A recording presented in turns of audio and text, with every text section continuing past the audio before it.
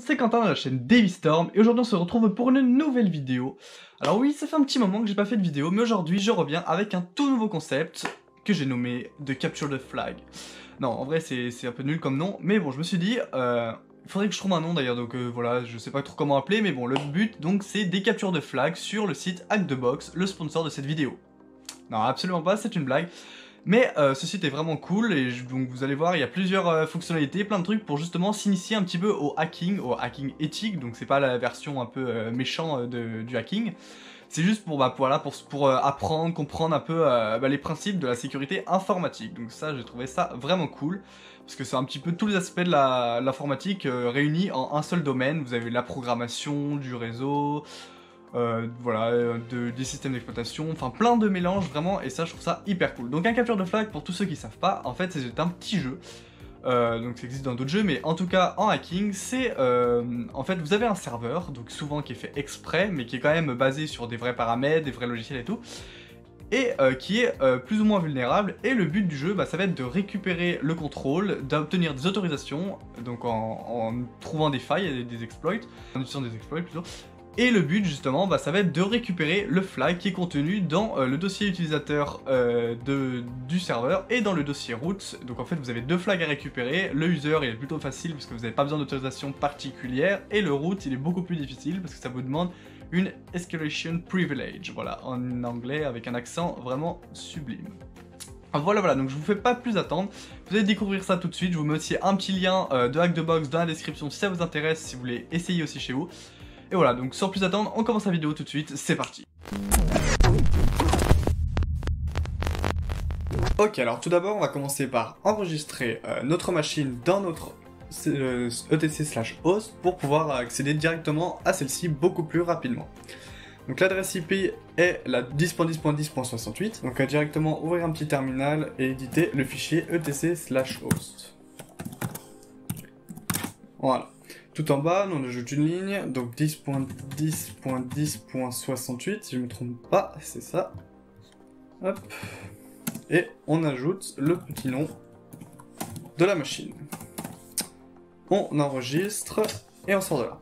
On fait un petit clear pour que ce soit plus propre, et tout de suite, on va lancer un petit scan pour voir un petit peu ce qu'on peut, sur quoi on peut chercher pour trouver des failles. Donc on lance nmap-a bash.hdb. Le temps que ça se fasse, ce qu'on peut faire, c'est aller directement voir s'il y a un site web qui est hébergé sur ce serveur. Donc directement, on va tenter de se connecter sur bash.hdb. Et on voit bel et bien qu'on a quelque chose, directement un site web.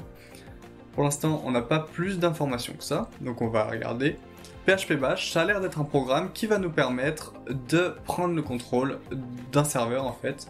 Donc on va voir déjà le scan où on en est. Donc on a les résultats du scan.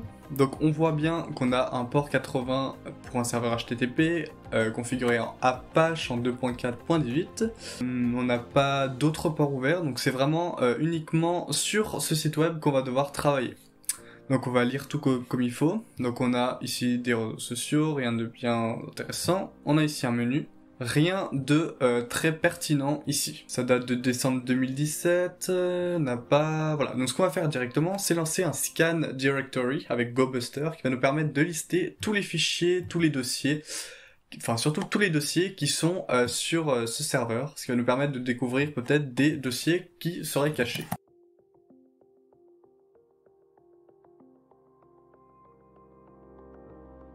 On va directement trouver des petites informations. Alors, on peut voir pas mal d'informations. Déjà, on a un dossier image que je pense ne va pas être très pertinent. Un dossier upload qu'on va directement aller voir ce qu'on a à l'intérieur. Donc, j'enlève ça et je remplace par upload. Voilà, donc on n'a pas les autorisations, donc rien de bien pertinent pour l'instant. On regarde les sources, on n'a absolument rien, donc on va chercher ailleurs. On a un dossier PHP. Peut-être très intéressant. Toujours rien, on va vérifier les sources, on n'a absolument rien d'intéressant là-dedans. Donc on continue de chercher. On a un /CSS qui je ne pense ne va contenir que des fichiers CSS, donc rien de bien intéressant à exploiter. On a un /dev peut-être. À l'intérieur on a deux choses, on a php bash .min.php et php bash.php. on va commencer par le php-bash.php, et là, directement, on tombe sur une console, donc c'est plutôt intéressant. On voit que cette console répond directement, et on a un accès 3W data, donc ce qui est déjà pas mal. On a déjà un accès au serveur en utilisateur, on va dire, global. Ce que je peux faire, c'est lancer un reverse shell pour avoir un vrai terminal directement dans la console, ce qui peut être plus intéressant. On va lancer un serveur socket qui va écouter sur le port 1, 2, 3, 4. Ensuite, je vais directement chercher le code pour faire un reverse shell en bash. Je peux utiliser directement ce code ici, qui va nous permettre donc de récupérer les commandes envoyées sur le socket et de les exécuter directement, et de récupérer la sortie, donc le retour de ces commandes, et de directement le renvoyer au serveur. Hop, on colle ça là pour éditer. On a notre adresse IP, donc ça c'est l'adresse IP de notre ordinateur qui va nous permettre justement de récupérer.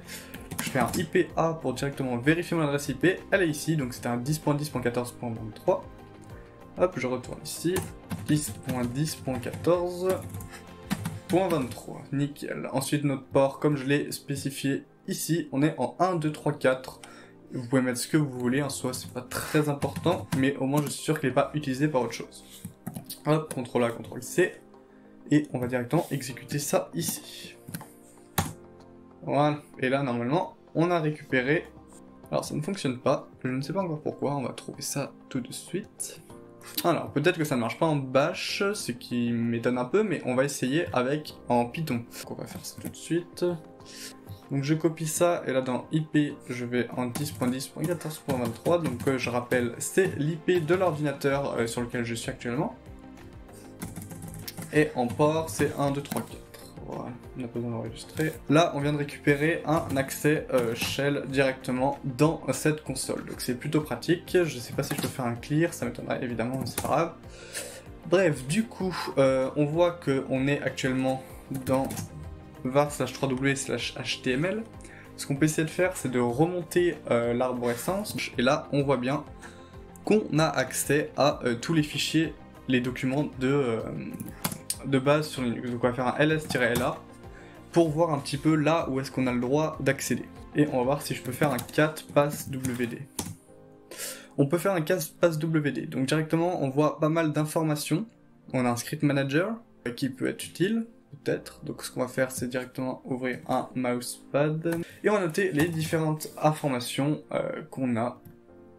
Donc on a un Rexel qui est un nom d'utilisateur à mon avis, enfin un des utilisateurs dans lequel on va devoir aller pour récupérer le flag, je pense.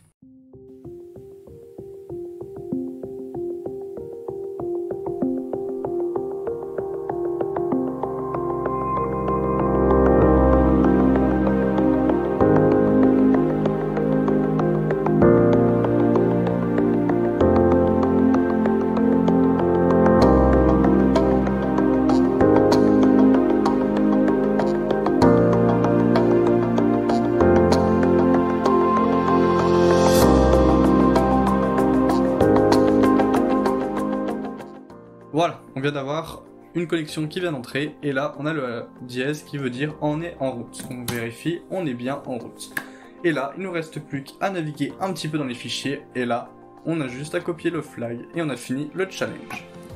Et bah voilà, du coup, on a les deux flags, je vais pouvoir les rentrer dans Hack2Box pour valider le challenge. Donc on a déjà fini la vidéo, j'espère qu'elle vous a plu. Si c'est le cas, bah, n'hésitez pas à me le dire dans les commentaires, me dire si ce genre de vidéo vous plaît, si vous voulez que j'en fasse d'autres sur hack2box.com ou sur Rootme, qui est un autre site un peu du même genre. Et bah, j'en referai comme ça, vous me dites comment je pourrais améliorer tout ça. En tout cas, moi, je me suis bien amusé à faire cette vidéo, et donc bah, j'espère vraiment qu'elle vous a plu.